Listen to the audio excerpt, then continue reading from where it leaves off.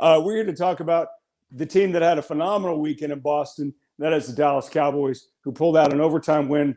Had to be the most exciting win of the season against Bill Belichick and Mac Jones and the New England Patriots. 35-29 with a walk-off touchdown pass to CeeDee Lamb. Clarence, the first issue, maybe crisis at hand, is Dak Prescott's strained calf going to allow him to play after the bye the way he had been playing, which was MVP caliber football? There's no question that it's a concern. It's a concern because it's the calf. It's also connected to the right leg, which is also connected to the right ankle. That ankle that he hurt last year.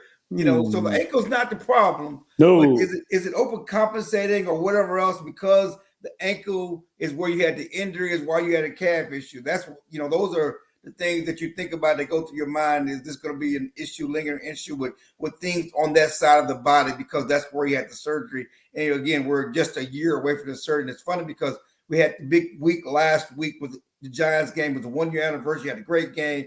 And 1 week later, after the 1 year anniversary, he gets injured on the same leg. Certainly not the same injury. So all of that is concern. There's reason to be alarmed about it. The Cowboys themselves say it's minor. It's not that big of a deal. If you watch Dak immediately after the injury, he did walk okay. Certainly they want him to be careful to put him in a walking boot. I don't think if it was serious, they would have had him come into the post-game locker room. Post-game media session.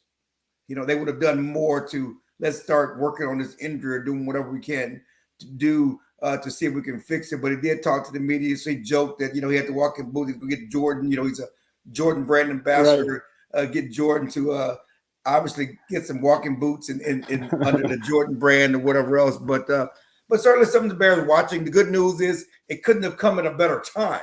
Absolutely. They got the bye coming up. They got the bye this week, so you have a chance to work on it. I don't think if they didn't have the bye, I don't know if he could be able to play this week. Well, that's the question. He wouldn't be able to play this week, but maybe by the Vikings game on October 31st, Halloween, that Dak can play. But if he has to sit out a week, I would err on the side of caution. I mean, you have a 3-game lead. Yep. In the NFC East, okay? You're playing out of your mind. Let's not, overdo it for a 1 game at Minnesota, which would be a tough game, a physical game that you may lose anyway.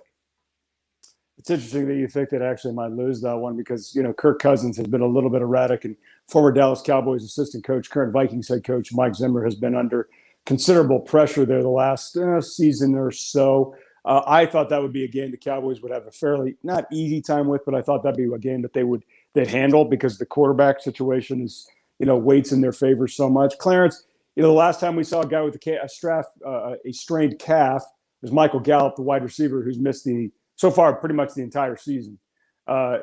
Is it this bad? The entire season? Well, we're 6 games in. Okay. What year? What game did he? When did he get knocked out? The first game. Okay, so he's missed the entire season so far. But is it this bad? Is it okay? Go ahead. I like it. I'm just trying to figure out. Is it he played in the season opener? Okay. No, he got hurt. Is it this bad? He's actually been cleared to come back and should be back after the bye. Is Dak's strained calf?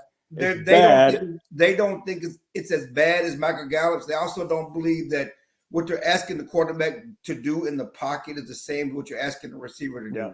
And so he can play on it more so than Michael Gallup can play on it. So that's the focus. That's the goal. That's the thought process. But